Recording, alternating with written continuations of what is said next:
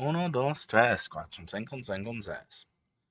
Welcome back to Hybrid Theory. I'm a Marine Archive, and this is a restart. What's going on really is Intel has officially launched the A770 and the A750 graphics cards. Now, I don't have one. I didn't have a box show up before the product launch. I am interested in getting one. And I did take a moment and look at what the prices look like this morning. Now, the MSRPs for the A770 16 gigabyte card, the MSRP is $350. The A770 8 gigabyte card is MSRP'd at $329 or $330. The A750, its highest version I think is at $289. Well, the good news is that as of this morning, when I checked the linked and listed U.S. sites of uh, Newegg, Best Buy, and Micro Center, the cards did appear to be available at, or at least the cards were listed at their MSRPs with either out of stock or auto notify messages. The bad news is that, at least in the United States, apparently only ASRock and Intel branded cards are available. There were no third party cards. Many of the creative designs we've been seeing pictured simply aren't on the market. Now, we've heard problems, tells of issues of Intel having quantity control issues, issues with vendors. So maybe we shouldn't be surprised at the lack of cards available in the market. But still, as far as I can tell, this appears to have been a complete sell through. Admittedly, the market, despite the implosion of digital currencies, the market for graphics cards is at least in the affordable range, because not everyone wants to spend $700 or more on a graphics card. The market range for a medium range card is still kind of important. And whether or not you like it, almost all of the Nvidia RTX 3000 series cards that are in that $250 to $350 price range are used digital currency ejects with a lifespan that's basically best measured as not long. The competitor, the Radeon 60, or at least the gaming competitor, the Radeon 6600 XT, is also in short supply. Although whether or not this is a fabrication issue or a taper off for the looming launch of the Radeon 7000 series, specifically the 7600 XT card, don't know. So the market is kind of dry. If you need a graphics card and you don't want to spend a fortune, Intel is a legitimate player. And congratulations to Intel for launching. Now, while I'm continue to talk about Intel, I'm going to go ahead and run the Cyberpunk 2070 benchmark on the computer that I have right in front of me. Now, right now, I have ray tracing turned on, so this is not going to be as performative as I probably would like it to be. But I do kind of want to have a base mark for how well this performs in terms of rendering, at least with the I don't think this is using Vulkan ray tracing. I think this would still be using the DirectX API for ray tracing. Anyways, so uh, looking over the specifications of the A770, I'm specifically looking at one important feature, the raster operation count, as in the ability of the card to put pixels to a screen. You can have a smokingly fast card that can run very high frame rates. You can have a card that will drive 144 hertz refresh rate without an issue. But that's not really the question. The question is, how much resolution can you manage to actually put down? Frame times are one thing, frame quality and frame size are a completely different question. Now, looking at the A770 specifications, I'm fairly confident in saying that the card will likely be, at least in comparison to the 6600 XT, the Intel card will probably be a very competitive answer. Wow, really? With ray tracing on, that was actually pretty good.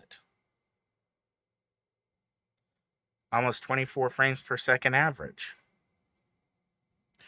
Uh, the previous stream, it was only 17 seconds, and I didn't change anything.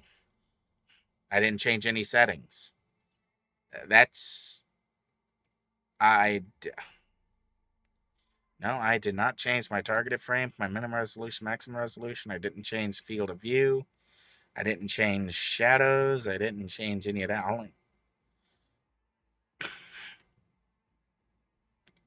All right, well, let's see what it looks like with ray tracing turned off. The Intel A770. I think it will have no problems driving 1080p. That is to say, 1980 by or 1920 by 1080 or 2560 by 1080 at 144 hertz, 144 frames per second. I don't think the cards will have any problem driving that kind of performance. I think they are a new legitimate mid-range powerhouse threat that will either cause a price drop on the Radeon 7600 XT or will cause Nvidia to have to release the RTX 4060 early and at a much lower cost than Nvidia was counting on launching that graphics card at. So Intel may have just legitimately upset Nvidia's apple cart even further than it was already upset. It's when you hear that a vendor has canceled a graphics card because it's melting power supplies, you know they've got problems. All right. So, uh, I really do think that the A770 could stand to be a legitimate budget contender for someone who has an older monitor. And to be fair, if I am able to lay hands on one, I'm not intending to hook it up to a modern day powerhouse. Wow, that's almost nailed 60 on the average. No window, vertical sync, yes. DRS enabled. That's actually kind of impressive. All right, so the 750, on the other hand, looking at the specifications, even for the 8 GB version, Intel has their own version of the Fidelity Super Resolution, the what is it, XESS, their own solution to approaching an answer to NVIDIA's deep learning super sampling. Now, there's already a few torture tests out for XESS. I want to call it Xeon XS, but I know that's not right. Xeon super sampling. I know that's not right. It's starting to stand in my ears. Anyways, I the processor that I am intending to hook an A770 up to, if I can lay hands on one, is going to be the old Intel i7 920. Now, yes, it's a positively ancient graphics card by almost every standard. So why do I want to do that? Well, I really want to see how well a modern mid-range graphics card runs on what is effectively last decade's top tier performance. If you have an older top of the line gaming computer, can you still have a good gaming performance using a mid-range graphics card on a um, on a monitor that you may probably picked up on a budget? Because if you have an older computer, you're probably on a budget, so you probably didn't go for a QHD or a WQHD monitor. You probably just went for a 1080 panel because those are effectively dirt cheap, and you can get a 32-inch or a 27-inch 1080p HDR panel for not much money, almost regardless of what country you're in. So I am very interested to see how the A770 works on an i7 920. I really want to see that. And I kind of just want the bragging rights of I've got a water cooled i7 920 with an A770. I realize that's not quite bragging rights so much as it is you're just being a brat. But okay. Anyways, the 750, again, looking at its the known specifications, I find myself curious if I'm not aware of very many 720p panels out there, but I am curious if you are just running 1080 medium settings, uh 30 frames per second, then the A750 may get you there in most common games. Now, using the phrase most common games, I still have a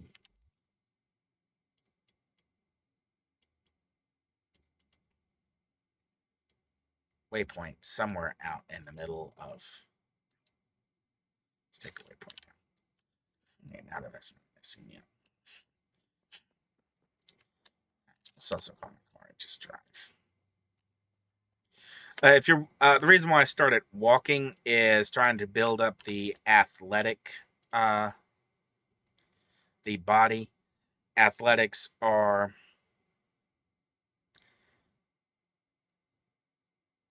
uh, does it tell me how to boost athletics? Yeah, I'm trying to work on rolling up the athletics, and I think I have to do that just by running and jumping, and maybe grappling enemies and holding on to them.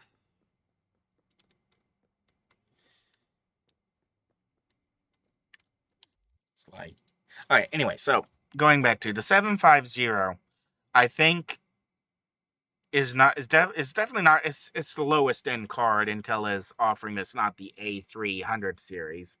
So not sure how much of a gaming card it actually is, but if XeSS can drop in alongside AMD's Fidelity Super Resolution FSR, if it can work alongside that, and that enabling XeSS is identical to enabling FSR, then the A750 may be able to offer compelling performance and a good amount of targeted frames reached.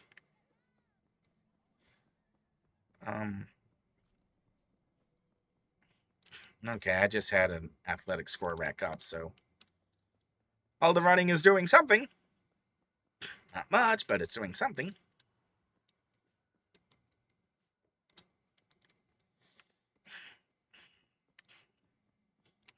Anyways.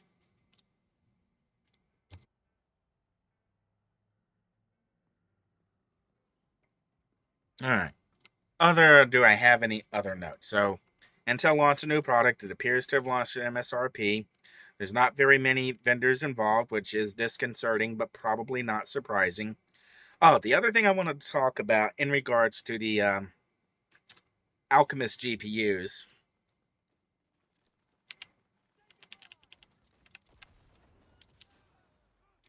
Thought I already cleared this tunnel.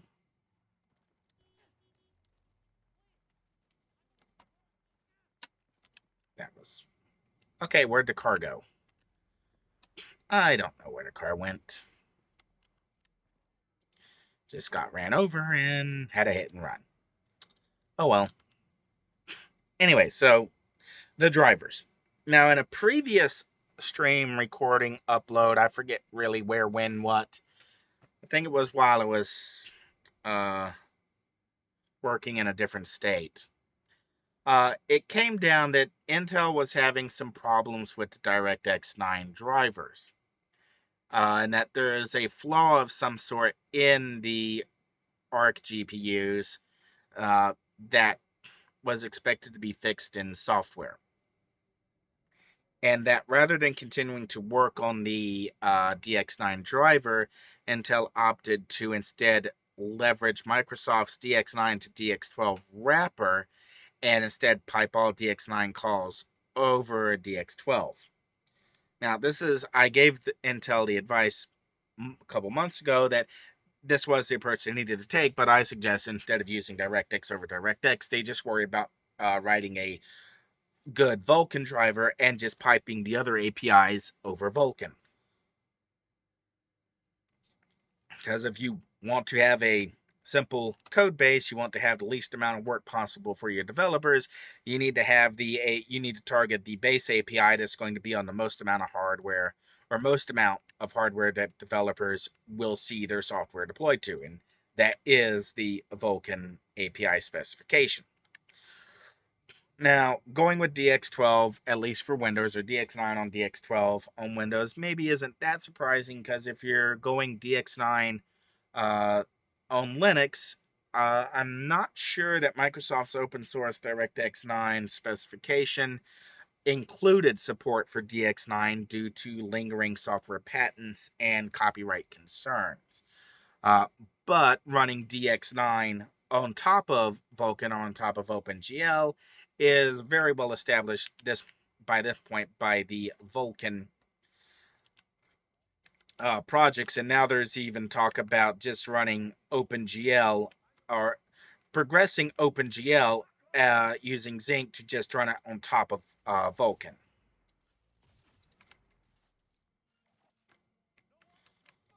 Yeah, I'm going to go ahead and just clear out this tunnel while I'm here.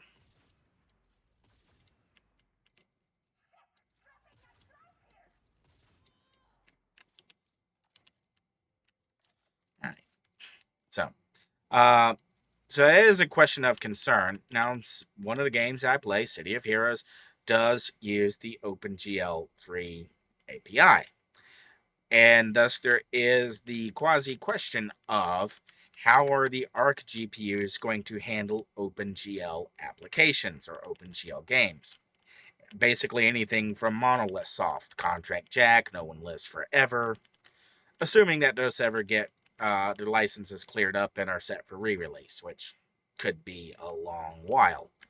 Or maybe not, since I think Discovery now owns the licenses. Anyway, so kind of curious about how the backwards compatibility with pre-existing APIs will work. I'm not actually that concerned about OpenGL performance in general due to Intel's continued involvement and continued progress with open source drivers. Intel has, collectively speaking, invested a significant amount of resources into the support application, or the support structure for compiling and running graphic software to begin with. The open source developers have a significant lead time in optimizing OpenGL and Vulkan code, but not necessarily on the architecture that the ZGPUs actually use. So, not too terribly concerned about the OpenGL and Vulkan performance. I am a little worried about the DX9 performance, as there are a number of games that have DX9 or DX8 renderers that may or may not play nicely with the Z GPUs, with the A770 and A750. And it's something I'd kind of like to test, but I come back to the system that I'm planning to put it in probably won't ever be running Windows. It will probably only be a Linux distribution from start to finish. So I'm not entirely sure if my concerns about prior DX support are that meaningful. One, I'm much more concerned about whether or not a game is supported under Vulkan, or whether or not a game is supported under OpenGL.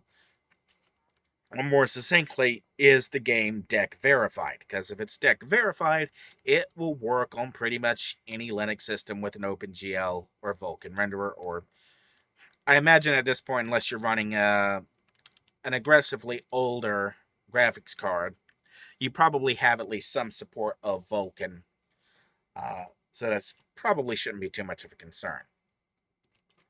And if you're buying an A770, you're probably counting on Vulkan support to begin with. You're not really worried about not supporting Vulkan. So again, kind of mute issue there for what I would intend to be using the card to test on. That's really all I got for for the Intel A770 launch, and I'll look back and see how the stream went, and if it looks to be as buffering as it was, I'll just upload the recorded version or an archive, and I'll catch you later.